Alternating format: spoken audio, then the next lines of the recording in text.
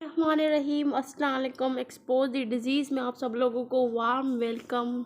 मैं जानती हूँ मैं बहुत ज़्यादा बिज़ी थी, इसी वजह से मैं काफ़ी टाइम से किसी डिज़ीज़ को एक्सपोज नहीं कर पाई, तो मैंने सोचा आज अपनी ओरिजिनल टॉपिक पर वापस आए हैं। फिर भी मैंने कोशिश किया कि इधर उधर की वीडियोस डालकर मैं आपके साथ कनेक्ट रही हूँ।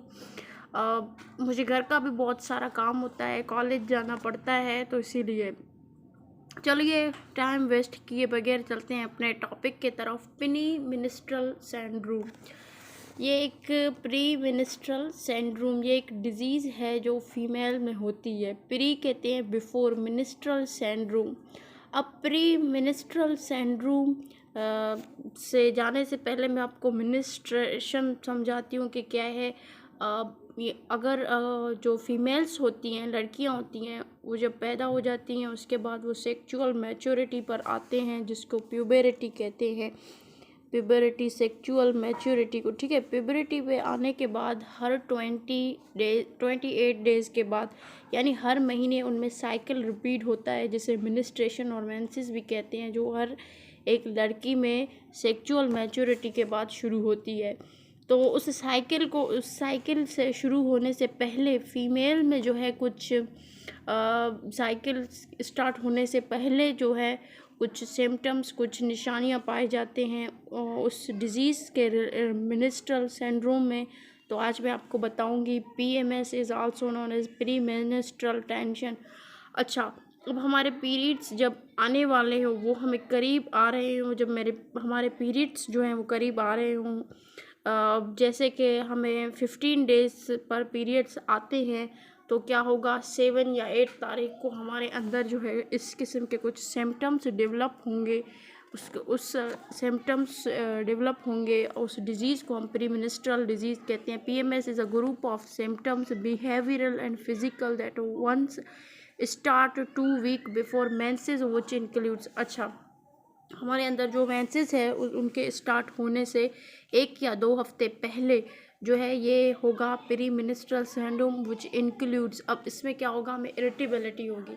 आपने ये बात नोट की होगी कि जब फीमेल जो है उनको मेंसेस यानी पीरियड्स होते हैं, तब लड़कियां चिड़चिड़ापन उनमें बहुत ज़्यादा होता है। डिप्रेशन, ब्रीस्ट टेंडरनेस, हमारी ब्रीस्ट में जो है वो एक किस्म का टेंडरनेस आता है। एंड ब्लटिंग दैट आर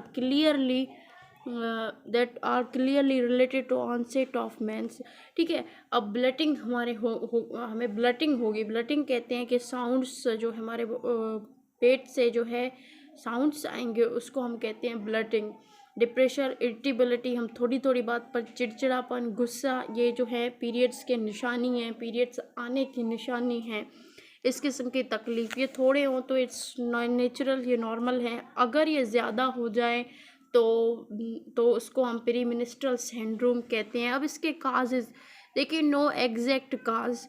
अब ये चीज़ क्यों होती है, इसके एग्जैक्ट काज तो किसी को पता नहीं आज तक। साइंस ये इनके एग्जैक्ट काज जो है वो पता नहीं कर पाई। उसके अलावा हार्मोनल इम्बैलेंस। अच्छा, हमारे बॉडी में, मैंने आपको बताया था कि हमारे बॉडी में हार्मोन्स जो हैं वो कंट्रोल करती हैं हमारे पीरियड्स को। पिछले लेक्चर में मैंने ब्रीफ इंट्रोडक्शन दी थी पीरियड्स के बारे में, तो मैं उस वीडियो का डिस्क्रिप्शन में लिंक दूंगी, तो आप वो लेक्चर ज़रूर देखना। Function of neurotransmitter decreased serotonin level. अच्छा, सेरोटोनिन एक हार्मोन होता है जिसकी लेवल डिक्रीज़ होता है तो हमें एंग्जाइटी हो जाती है, ठीक है। तो ये न्यूरोट्रांसमीटर उसकी लेवल कम होने की वजह से हमें इरिटेबिलिटी ये होती है।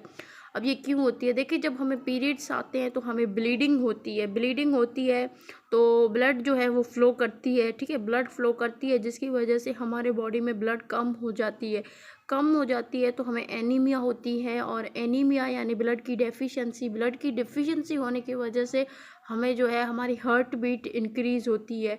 जो एंग्जाइटी है वो एनीमिया जो है वो एंग्जाइटी को स्टिमुलाई करता है। स्टिमुलाई एंग्जाइटी का हम ऐसे कह सकते हैं, ठीक है। एनीमिया जो है वो स्टिमुलाई है एंग्जाइटी के लिए, हमारी ब्लड कम हो जाती है, ठीक है। उसके अलावा साइकोलॉजिकल फैक्टर्स हैं, उसके अलावा एनवायरमेंटल फैक्टर्स, न्यूट्रिशन, पॉलिनेशन। अब हमारे इसमें एनवायरमेंटल फैक्टर्स भी आते हैं, न्यूट्रिशन और पॉलिनेशन, यानी हमें अच्छी ग़िज़ा नहीं मिल रही है। उसके अलावा पॉलिनेशन मतलब कि हमें बहुत ज़्यादा नॉइज़ हो रहा है, या और भी बहुत सारी चीज़ें हैं, गंदगी है, हमें उससे भी इरिटेबिलिटी होगी। हाई कैफ़ीन इंटेक, हम कैफ़ीन बहुत ज़्यादा लेते हैं। अब कैफ़ीन किस चीज़ में है? चाय में कैफ़ीन है, तो हाई कैफ़ीन इंटेक स्ट्रेस की वजह से हो सकता है। उसके अलावा इसकी क्लिनिकल मैनिफेस्टेशन क्या है? Breast swelling and tenderness. हमारी जो ब्रीस्ट है, ठीक है, हमारी जो सीना है उसमें स्वेलिंग हो जाएगी, ब्लटिंग एंड वेट गेन, ब्लटिंग होगी और हमारी वेट जो है, वज़न है वो बढ़ेगी, इरिटेबिलिटी होगी, डिप्रेशन, सोशल विथड्रॉल, किसी से मिलने को, किसी के साथ बैठने को दिल नहीं चाहेगा, एचेज़, मुंह में दाने दाने पड़ेंगे, फूड क्रेविंग में होगा, दिल खाने को नहीं करेगा, मूड स्विंगिंग्स, यानी हमारे मूड में चेंजिंग आएंगे। कोई हमसे बात करेगा तो हम उनसे लड़ पड़ेंगे।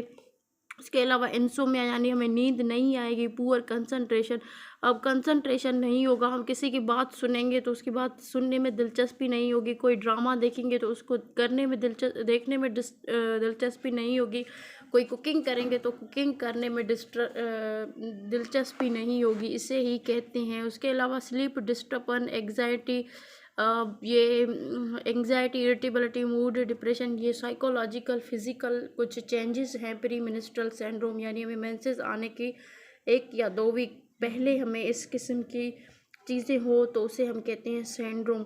अच्छा, अब इसको हम अवॉइड कैसे कर सकते हैं, हम इसको केयर कैसे कर सकते हैं? देखिए, मैंने आपको पहले भी बताया, प्री मेंस्ट्रुअल सिंड्रोम जो है उसको केयर करने के लिए हमें अपने डाइट जो है उसका मेंटेन करना पड़ेगा। हमें जो है कैल्शियम, जैसे दूध है, दूध पीना पड़ेगा, हमें ऑयली चीज़ों से अवॉइड करना पड़ेगा, ठीक है।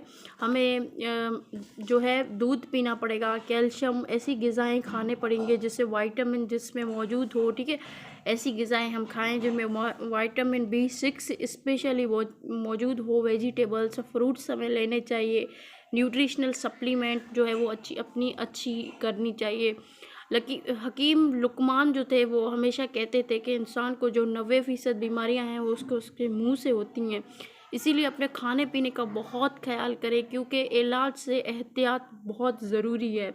तो इस किस्म के सिम्टम्स अगर आपको आ रहे हों, काफ़ी ज़्यादा आ रहे हो, तो आपको ज़रूर एक बार किसी भी अपने रिलेटेड कंसल्टेंट डॉक्टर को चेकअप कराना चाहिए, क्योंकि ये बहुत ही सीरियस है। इसमें आगे चलकर आपको और भी ज़्यादा मेडिकल कॉम्प्लिकेशंस होंगे।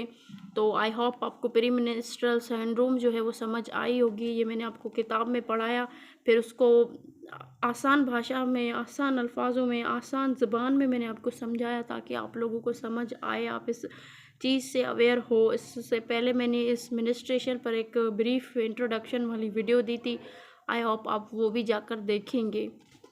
तो आखिर में मैं आपसे गुजारिश करूँगी कि हमारे YouTube चैनल को सब्सक्राइब करें और हमारी हौसला अफजाई करें। खुदा हाफिज़।